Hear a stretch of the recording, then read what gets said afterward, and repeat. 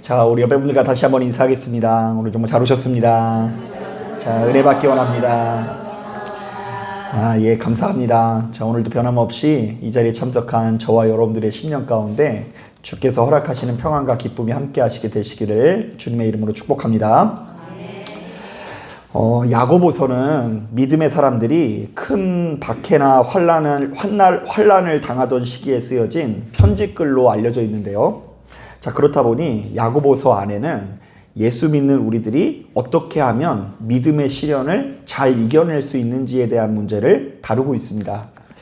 자, 바로 이런 차원에서 첫 번째 시간에는 그 인내의 중요성을 배웠고요. 두 번째 시간에는 예수 믿는 우리들은 수시로 기도하면서 의심을 물리치기 위해서 노력해야 된다는 것을 배웠습니다. 자, 이번 시간에는 그 뒤를 이어서 또 하나의 가르침이 소개되고 있는데요. 자, 결론부터 이야기하자면 믿는 사람들은 세상의 부가 얼마나 무상한 것인지를 알아야 믿음의 시련을 이길 수 있다라고 증언하고 있어요. 자, 한번 따라해 보겠습니다. 믿는 사람들은 세상의 부가 얼마나 무상한 건지를 알아야 된다. 예, 그때 인내할 수가 있고 그때 의심을 몰아낼 수 있는 거예요. 자, 이게 도대체 무슨 말일까? 우리 말씀을 좀 더 읽어보려고 하는데요. 자, 우리 9절부터 10절 말씀 같이 한번 읽어보겠습니다. 9절 10절 시작. 낮은 형제는 자기의 높임을 자랑하고 부한 자는 자기의 낮아짐을 자랑할지니 이는 그가 꿀의 꽃과 같이 지나감이라. 자, 말씀을 보니까 하나님께서는 지독하게 가난한 자들은 좀 높여주신다고 하시죠. 자, 반대로 너무나 부유하고 교만한 자들은 도리어 어떻게 만든다고 하십니까? 예, 낮추는 분이라고 증언되고 있어요. 자, 그런데 야고보서의 기자는 가난했던 사람이 부유해지는 것이나 부유한 사람이 가난해지는 것이나 사실은 크게 다를 바 없는 상황이라고 묘사하고 있어요. 자, 왜냐하면 이 야고보서의 기자는 이 세상은 본디 영원하지 않을 뿐더러 순식간에 지나간다는 것을 가슴 깊이 알고 있었기 때문입니다. 자, 그러니까 물질적인 풍요로움은 언젠가 때가 되면 들에 핀 꽃처럼 사라지기 마련이니 그보다 훨씬 더 중요한 가치가 있다라는 이야기를 하는 거예요. 자, 바로 이런 관점에서는요, 사람이 지독하게 가난한 중에 그 형편이 어느 정도 회복되어서 하나님과 더욱 친밀히 교제할 수 있다면 바로 이것이 큰 축복이고요. 자, 마찬가지로 너무나 풍요롭고 부유한 사람이 설령 그 물질을 잃어버리더라도 하나님과 더욱 친밀히 교제할 수 있다고 한다면 바로 그것도 역시 큰 축복이라고 할 수 있는데요. 자, 실제로 잠언서 30장을 보면 아굴이라는 사람이 이와 비슷한 기도를 남기기도 합니다. 나를 가난하게도 마옵시고 부하게도 마옵시고 오직 필요한 양식으로 나를 먹이시옵소서. 자, 기도가 좀 이상하죠. 그 기도를 하면서 하나님 나를 부유하게 해주시옵소서 이렇게 이야기하는 게 아니라 나를 가난하게도 마옵시고 어떻게도 하지 말라고요? 부하게도 하지 말라는 기도를 하는데요. 그 뒤에를 보면 이 아굴이라는 사람이 왜 이렇게 기도하는지에 대한 이유가 명확히 제시되고 있어요. 한번 들어보세요. 혹 내가 배불러서 하나님을 모른다. 여호와가 누구냐 할까 하오며 혹 내가 가난하여 도둑질하고 내 하나님의 이름을 욕되게 할까 두려워함이니이다. 자, 그러니까 잠언서 30장의 기자에게는 사람이 가난하거나 배고픈 것보다 훨씬 더 중요한 가치가 있다는 것인데요. 이른바 하나님 앞에 끝까지 아름다운 태도를 갖는 것입니다. 자, 그래서 자신이 부유해지든 가난해지든 하나님 앞에 아름다운 태도를 잃지 않게 해달라고 강구하는 것입니다. 자, 그러니까 예수 믿음으로써 내가 부유해지는 것이 목적인 게 아니라 가난한 거든 부유한 거든 크게 중요치 않아요. 내가 죽을 때까지 누구 앞에 아름다운 태도를 갖는 거예요? 하나님 앞에 아름다운 태도를 갖는 게 훨씬 더 중요한 가치라는 이야기인 거죠. 자, 제가 그 SNS에서 그 한 목사님과 친구를 맺고 최근까지 이분의 글에 수시로 이 좋아요를 누르는 사이였거든요. 참 세상 좋아졌죠? 제 일면식도 없고 만난 적도 없는데 SNS 상으로 이렇게 친구가 돼가지고 서로 올리는 글에 좋아요를 이렇게 주고받는 사이예요. 자, 그런데 이분은 그 평생 열심히 목회하던 중에 2022년 1월 달에 자신의 폐에 10cm 정도 되는 종양이 있다라는 것을 발견하게 됩니다. 그 암세포가 10cm 정도 되면 그게 굉장히 큰 크기라고 하더라고요. 자, 그래서 바로 이것을 치유하고자 그야말로 혼신의 힘을 다하시는데요. 무려 1년 이상 병원을 오가면서 항암 치료를 받게 됩니다. 자, 하지만 그 병세는 조금씩 악화되었고 이 암세포가 곳곳에 이렇게 퍼지다가 올해 8월 달에 소천을 하시게 됩니다. 자, 참 안타까운 것은 이분의 나이가 이제 겨우 52세거든요. 저희 학교 선배님이신데 저보다 딱 한 10살 많으신 분이더라고요. 그러니까 52세. 게다가 이분은 꽤 오랜 기간 동안 부목사 생활을 하시다가 몇 년 전에 담임 목사님으로 부임하신 것입니다. 요즘에는 그 목회할 장소, 성도님들이 모이는 교회가 진짜 많지 않다 보니까 목사님들이 사역할 장소가 없어서 부교육자들이 어딘가로 좀 규모 있는 교회에 담임자로 가면 굉장히 큰 경사인데 바로 그 일을 경험한 목사님인 거죠. 오랫동안 부목생활 하다가 이제 담임 목사님으로 부임했습니다. 그리고 부임하자마자 정말로 고생하면서 신도시에다가 아주 멋들어진 새 건물을 이렇게 완공하게 됩니다. 자, 그런데 바로 이 모든 과정, 그 교회를 신축해서 완공하는 것이 끝나자마자 목사님께서 돌아가시게 되었으니 얼마나 가슴 아픈 죽음이라고 말할 수 있겠습니까? 자, 청운의 꿈을 미처 다 펼쳐보기 전에 한 줌의 이슬로 돌아가시는 장면을 보면서 제가 일면식도 없는데도 불구하고 괜시리 눈물이 나고 한동안 가슴이 찡하더라고요. 자, 그래서 제가 이분의 죽음을 목도하면서 저 죽음 앞에서는 큰 교회 목사 자리든 신축교회 건물이든 아무 소용이 없다라는 생각이 들었는데요. 자, 그러면서 나도 역시 다른 거 생각하지 말고 하나님 앞에 충성하는 목사로서 인정받기 위해서 노력해야 되겠다, 이런 다짐이 되더라고요. 자, 그런가 하면 말씀을 준비하는 중에 일전에 저와 함께 신앙생활을 하던 원로 장로님 한 분의 얼굴이 생각이 났습니다. 자, 하루는 병상에 누워 계신 이 장로님을 신방하러 찾아갔더니 이런 이야기를 하시더라고요. 시간이 어찌나 빠른지 마치 뭐에 속은 것 같다. 자, 그러면서 하시는 말이 본인은 일평생 함께 교제하던 친구들과 운동하던 낙으로 살았대요. 그 초등학교 때 동창들과 이제 80이 넘도록 한 동네에서 살면서, 그것도 축복이죠. 그래가지고 매일 아침마다 같이 운동을 하고 아침, 점심, 저녁을 같이 먹었는데 이상하게 그 친구들이 이제 하나씩 다 죽고 혼자만 남았을 뿐만 아니라 자신도 역시 육체가 조금씩 사그라드는 것처럼 느끼니까 이게 너무나 서글프다라는 것입니다.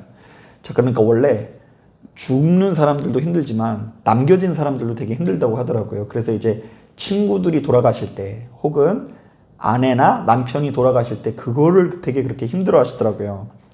자, 그러면서 지금 와서는 참 본인의 인생이 어떻게 느껴진다고 하시냐면요. 제가 이 말이 되게 마음에 다가왔는데요. 자신에게 남은 인생이 마치 형벌처럼 느껴진다고, 감옥에 있는 것처럼 느껴진다고 하나님께서 빨리 데려가셨으면 좋겠다라고 이야기하시더라고요. 자, 그런데 하나님께서 빨리 데려가셨으면 좋겠는데 그것이 우리 마음대로 될까요, 안 될까요?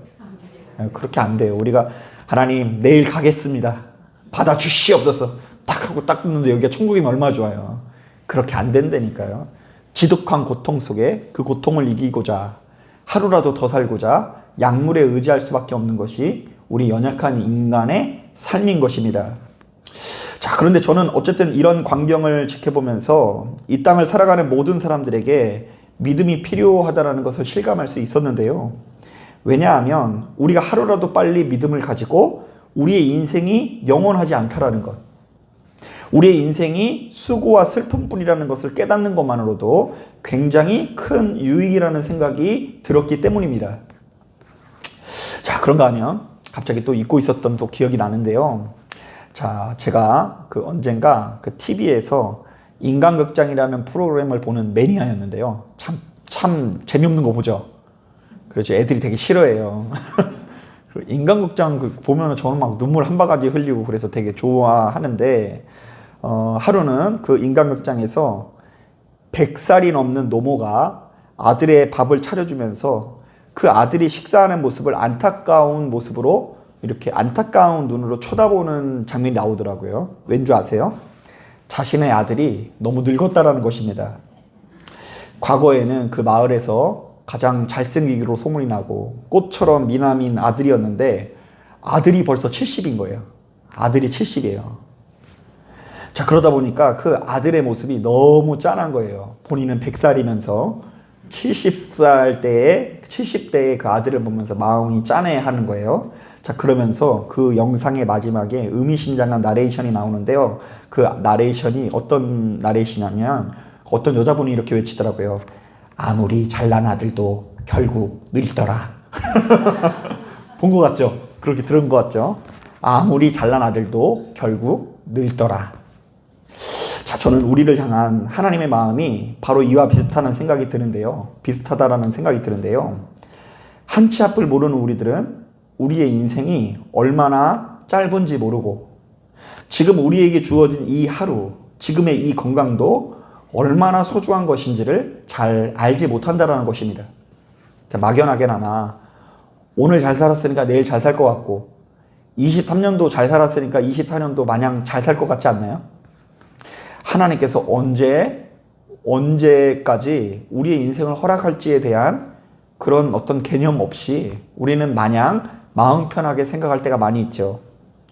하지만 하나님께서는 모든 것을 다 알고 계시기 때문에 우리들에게 이렇게 말씀하십니다. 사랑하는 아들아, 너희의 인생이 참 먼지와 같구나. 사랑하는 딸아, 너의 인생이 들에 자라난 풀과 꽃과 같단다. 그러므로 일평생 네가 이루어놓은 모든 성취물들이 금세 잊혀지고 사라지기 마련이구나. 자, 오늘 우리가 읽은 본문도 사실은 이와 비슷한 조언을 건네고 있습니다. 자, 사람의 인생은 마치 풀의 꽃과 같다라는 것입니다.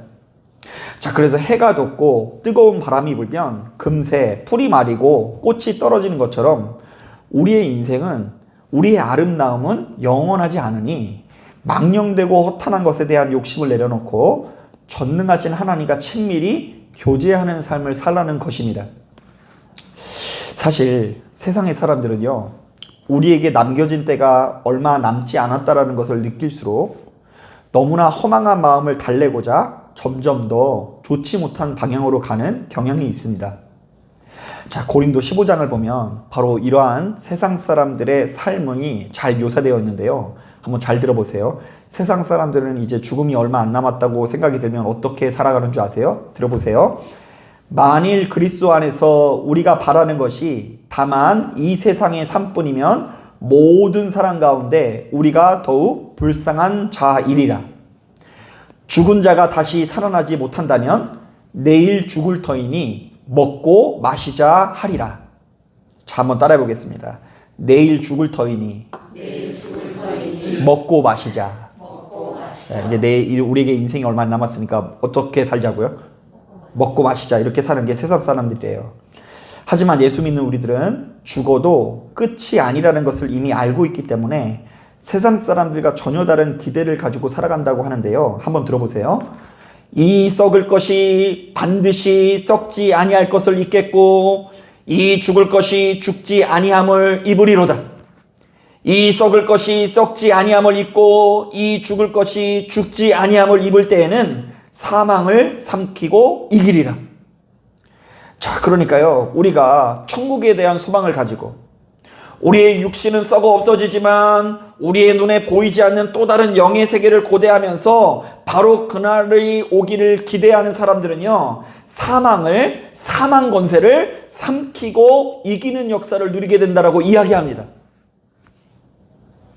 죽으면 끝난다고 생각하는 것이 무서운 일이지, 죽어도 끝이 아니라고 생각하는 순간 그 사망은 별것이 아니게 되고 삼키고 이길 뿐만 아니라 천국에 대한 소망을 가지고 있는 사람들은 도리어 그 사망을 기다리는 역사까지도 누리게 된다라는 이야기예요.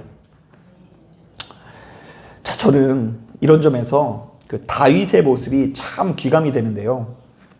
다윗이 죽기 직전에 사실은 얼마나 아름다운 모습을 보입니까? 여러분 잘 아는 것처럼 그 열왕기상 1장인가 2장을 보면 아마 1장이에요. 혹시 틀릴 수 있으니까 1장, 2장이라고 해볼게요. 그 열왕기상 1장인가 2장을 보면 그 다윗이 나이가 많아서 이불을 덮어도 따뜻하지 않다라는 표현이 담겨 있습니다. 자, 그러자 이 신하들이 참 충직한가 봐요. 이 다 노쇠한 다윗 왕을 위해서 그 일대에서 가장 절세 미녀라고 알려져 있는 아비삭이라는 시종을 붙여줍니다. 자, 이제 그 당시의 문화예요, 문화. 이제 그 고위의 그 왕이 이렇게 추워하고 이러면요, 그 젊은 여성을 붙여주면 이렇게 더 따뜻하게 생활할 수 있다라는 그런 어떤 그 당시의 문화가 있었어요. 하지만 다윗은요, 신하들이 보란 듯이 이 절세미녀 아비삭과 잠자리를 같이 하지 않고 본인의 임박한 죽음을 준비하는 모습이 나타나게 됩니다. 이것 자체가 이 세상 사람들과 좀 다른 선택을 하는 거예요. 그 남자들은 막 죽기 직전까지 막 음흉하다 뭐 이런 얘기 많이 있죠.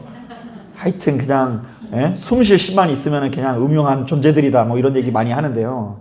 그런데 그 다윗이 이 굉장히 그 아비삭과의 동침을 피하는 장면이 나옵니다. 자, 그러면서 아도니아의 반역 앞에서 총기를 잃지 않으면서 자신의 아들 솔로몬에게 무사하게 왕위를 물려주게 됩니다. 자, 그리고 이제 자신의 뒤를 이어서 이스라엘을 통치할 아들에게 아주 멋진 유언을 남깁니다. 내가 이제 세상 모든 사람이 가는 길로 가게 되었으니 너는 힘써 대장부가 되고 내 하나님 여호와의 명령을 지켜 그 길로 행하여 그 법률과 계명과 율례와 증거를 모세의 율법에 기록된 대로 지키라. 그리하면 네가 무엇을 하든지 어디로 가든지 형통할지라. 야, 이거 얼마나 아름다운 얘기입니까? 자, 우리가 만약 일평생 아름답게 신앙생활을 했음에도 불구하고 죽기 직전에 엄청난 추태를 보였다고 한다면 참 속상한 일이겠죠. 자, 예를 들면요, 제가 죽기 직전에 일평생 목회했음에도 불구하고 얘들아, 아무리 예수 믿어봤자 소용없더라. 돈 많은 것이 최고니까 너희는 교회 나가지 말고 이제부터 돈이나 벌어라 이렇게 이야기한다고 한다면 하나님께서 참 가슴 아파할 것 같은데, 이 다윗은 죽기 직전까지 아름다운 모습을 보였을 뿐만 아니라 아름다운 유언을 그 후손들에게 전해주고 있는 것을 보게 돼요. 자, 여러분들은 만약 우리에게 남겨진 때가 얼마 안 남는다고 한다면 여러분들의 자녀들에게 뭐라고 유언할 것 같아요? 우리 정현두 지사님은 뭐라고 유언할 것 같아요? 이거 계산이 굉장히 빠르신 거예요. 이렇게 뭐라고 했으면 뭐 그때부터 주저주저 하실 수 있는데 생각 안 해보셨다 그러시잖아요. 여러분 한번 잘 생각해 보세요. 내가 지금 눈을 감는다고 한다면 정말로 어떤 유언을 남길까? 자, 여러분들의 유언이 예수가 되기를 주님의 이름으로 축복합니다. 근데 그게 쉬운 일은 아니에요, 물론. 육신의 옷을 입고 있는 우리들은요, 눈앞에 보여지는 상황에, 현실에 지배받을 수밖에 없고요. 그때마다 마음이 좁아지면서 하나님보다 더 크게 보이는 무엇인가가 보일 수밖에 없죠. 자, 그런데 바로 그 상태로 우리의 인생을 마무리한다고 한다면 그것이 너무나 슬픈 일이 아닐 수 없다라는 것입니다. 자, 그런데 도대체 다윗은 우리가 동일한 육신의 옷을 입고 있음에도 불구하고 어떻게 이렇게 아름다운 모습으로 그의 인생을 마무리할 수 있었을까요? 자, 제가 오늘 하루 종일 씨름하다가 그 비결을 발견했는데요. 시편 62편을 보면 그 비결을 알 수 있어요. 시편 62편은 다윗이 지은 시인데요. 다윗은 진즉부터 우리 인생에 영원한 반석 되시는 분이 우리 하나님밖에 없다라는 고백을 남기고 있더라고요. 자, 죽기 직전에가 가서 깨달은 게 아니라 일평생 우리의 반석 되시는 분이 누구밖에 없다? 하나님밖에 없다라는 깨달음을 가지고 있었다는 거예요. 자, 그래서 시편 62편을 통해 이렇게 고백을 합니다. 들어보세요. 무엇을 의지하지 말라고 하는지 들어보세요. 아, 술부도다. 사람은 입김이며 인생도 속임수이니 저울에 달면 그들은 입김보다 가벼우리로다. 사람이 어떤 존재라고요? 입김과 같은 존재고 인생 자체가 속임수래요. 나를 위하는 것 같지만 나를 위해주는 사람이 있다 없다? 없다. 그러니까 사람을 의지하지 말라는 말이에요. 그 뒤에 말을 보면 어떤 말이 있는지 들어보세요. 포악을 의지하지 말며 탈취한 것으로 허망하여지지 말며 재물이 들어도 거기에 마음을 두지 말지어다. 이 포악을 의지하지 말라는 것은 힘을 의지하지 말라는 거예요. 힘센 사람 따라다니지 마라. 사람들은 힘센 사람들을 의지하고 힘센 사람 옆에 있으면서 그 힘센 사람이 누군가에게 뺏은 탈취물들에 열광한대요. 자, 그러나 재물이 늘어도 그 재물은 우리들을 영원한 만족을 줄 수 없으니 거기에 마음을 두지 말라고 이야기합니다. 자, 그렇기 때문에 하나님을 믿는 우리들에게는 반석이 어디라고 이야기하는 줄 아세요? 한번 들어보세요. 나의 영혼아 잠잠히 하나님만 바라라. 무릇 나의 소망이 그로부터 나오는도다. 오직 그만이 나의 반석이시오 나의 구원이시오 나의 요새이시니 내가 흔들리지 아니하리로다. 자, 그래서 제가 문득 오늘 이 말씀을 그 원어사거로 보니까요, 이 말이요 명령문이더라고요. 다윗이 누구한테 명령하는 줄 아세요? 자기 자신한테 명령하고 있어요. 간곡하게. 한번 따라해 보겠습니다. 나의 영혼아 잠잠히 하나님만 바라라. 왜 다윗은 자기 자신한테 이렇게 간곡한 명령문으로 이런 말씀을 남겼을까요? 왜냐하면 다윗도 역시 육신의 옷을 입고 있어서 때로는 그 이끈과 같은 사람에게 치우치고, 다윗도 역시 때때로 힘 있는 사람, 그리고 그 물질에 치우치는 마음을 가지고 있었기 때문에 수시로 기도하면서 거기서 벗어나라고 자기 자신한테 몸부림을 치면서 명령하고 있는 거예요. 야 다윗아, 거기에는 구원이 없다. 거기에는 구원이 없으니 나의 영혼아 잠잠히 하나님만 바라라. 무릇 나의 소망은 하나님에게서부터 나오는 것이다. 눈에 아무리 대단해 보이고 매력적인 사람이 있을지라도 그 사람은 결국 나를 배반하는 존재다. 그러므로 그 사람은 나에게 반석이 될 수 없고, 물질은 있다가도 없고 없다가도 있는 것이 물질이니 그것을 너의 반석 삼지 말고 오로지 하나님만을 나의 반석이요 구원이요 요새 삼으며 살라고 다윗이 자기 자신한테 명령하고 있는 거예요. 야, 여러분, 우리들에게도 이런 신음이 있었으면 좋겠어요.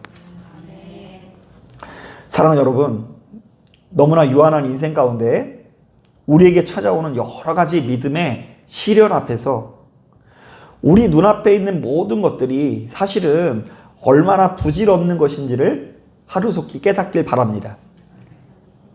아, 눈앞에 있는 사람은 나를 구원할 수 없다. 자식은 나를 영원히 구원해 줄 수 없다. 자식은 나의 마음에 영원한 기쁨이 될 수 없다. 그 창세기 말씀 보면 제가 맨날 주례할 때 나오는 인용하는 말씀이 있는데요. 남자든 여자든 크면은요 부모를 어떻게 한다고 돼 있어요? 떠나. 남녀가 어떻게 된다고 하죠? 하나가 된다. 그래서 이제 어떤 목사님이 그 이야기를 아주 절절하게 써놓으셨는데요.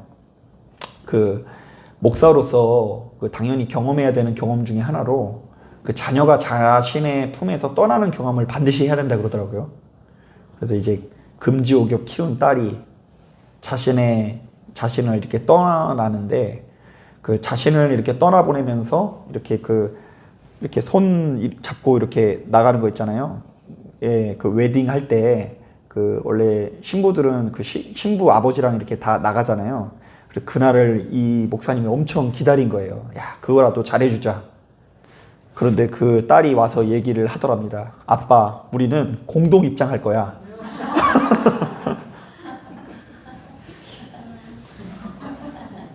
이 아버지가 얼마나 황당해요. 가뜩이나 떠내보내는 것도 속상해 죽겠는데 마지막 남은 아빠로서의 혜택을 앗아가니까 그놈의 공동 입장은 무슨 공동 입장이냐 이런 마음이 이렇게 올라오는데 그 가운데 이제 경험을 하고 나니까 그래요 주님 우리의 반석 되시는 분은 우리 하나님밖에 없습니다 이런 생각이 들더래요.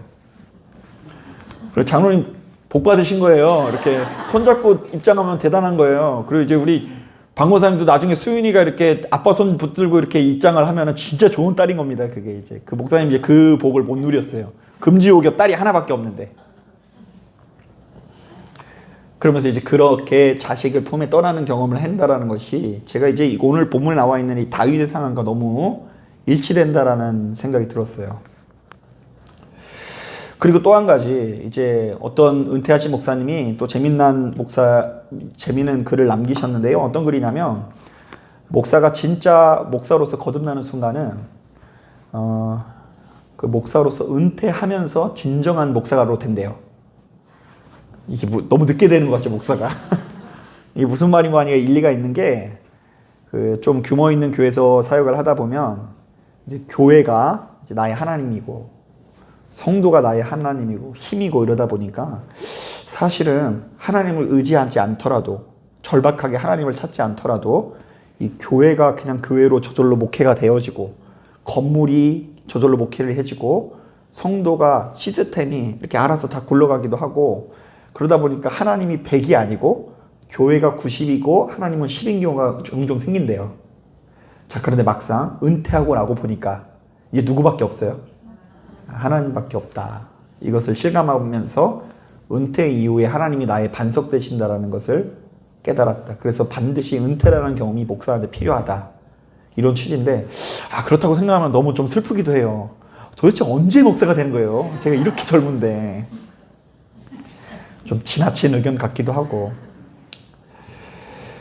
하지만 분명한 것은 이 이야기들의 취지는 뭐냐면 너무 문자적으로 이렇게 하나하나 뭐 잘못됐다 이렇게 따지고 들어갈 게 아니라 사람이라는 존재는 자꾸 반석이 아닌 것을 반석으로 오해하기 마련인데 그런 상황 속에서 스스로에게 명령할 때에 믿음의 시련을 이길 수 있다는 겁니다.